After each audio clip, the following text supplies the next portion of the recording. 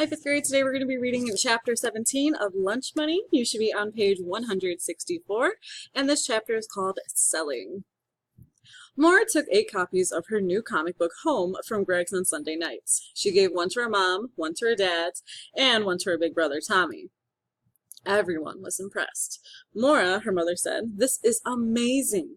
Of course, I always knew you had art talent, but this is a wonderful little book, like a fairy tale, and I love unicorns, don't you?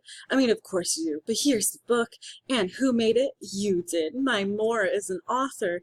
This is amazing." Maura thought so too, and that's why she autographed one copy and tucked it in the zippered pocket of her backpack. And on Monday morning, when she went to meet her friend Allison on the way to the bus stop, she gave it to her. Allison sat right down on the front steps and read it. And when Allison was done reading, she said, "This is so good." Maura beamed and said, "Thanks." As the bus came around the corner, Maura said, "You better leave that at home. Just stick it in your mailbox or something." But Allison said, "It's okay. I won't show it to anybody. Promise." She clipped it inside the front cover of her social studies book, and then they both ran and got on the bus. Maura had watched Allison's face as she read the story and looked at the pictures. And sitting on the bus, she started counting kids. There were 47 kids on the bus by the time they got to school, and Maura found herself thinking a little like Greg, because she felt sure that she could have sold every single boy and girl on the bus a copy of her new comic book. She could have well been on her way toward being a recognized artist, and author, except it wasn't allowed. As usual, Mrs. Davenport had been very efficient. She had prepared a written version of the all-school announcement she had made on Friday. She had made it shorter, more to the point, and it was printed up in large type. And by Monday morning, a copy was hanging on every bulletin board in every hallway and every classroom at Ashworth Intermediate School. Some of our students have been making small comic books and then bringing them to school and selling them to their friends. Some of our students have been making small comic books and then bringing them to school and selling them to their friends. This is not permitted. Our town school committee has a strict policy about what may and may not be sold at school.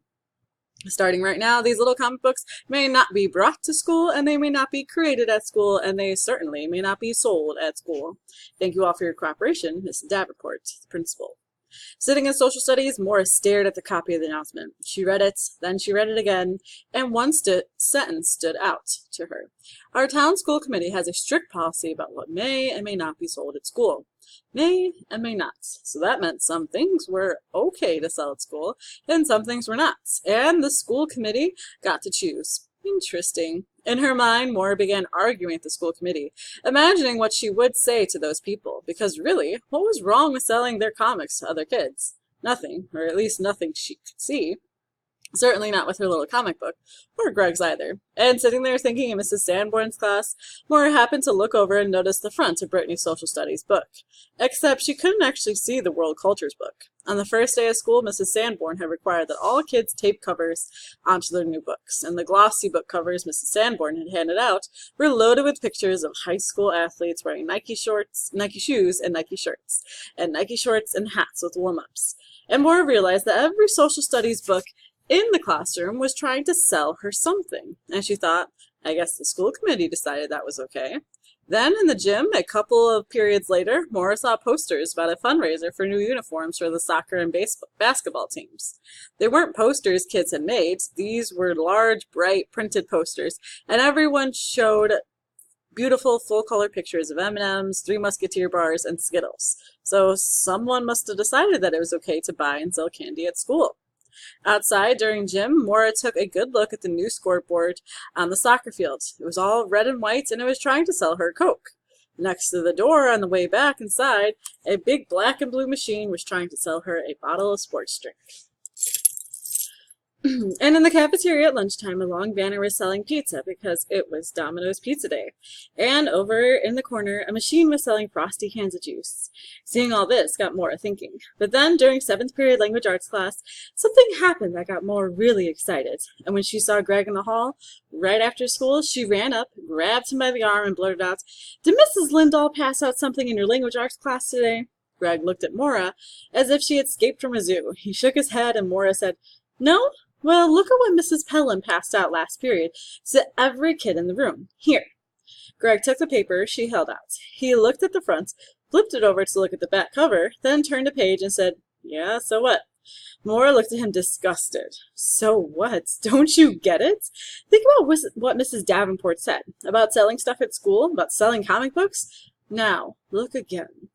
Because what Greg had held in his hands at the times was the new flyer from the book club, a full-color, 8-page advertisement. The ad was selling books, more than 75 different titles.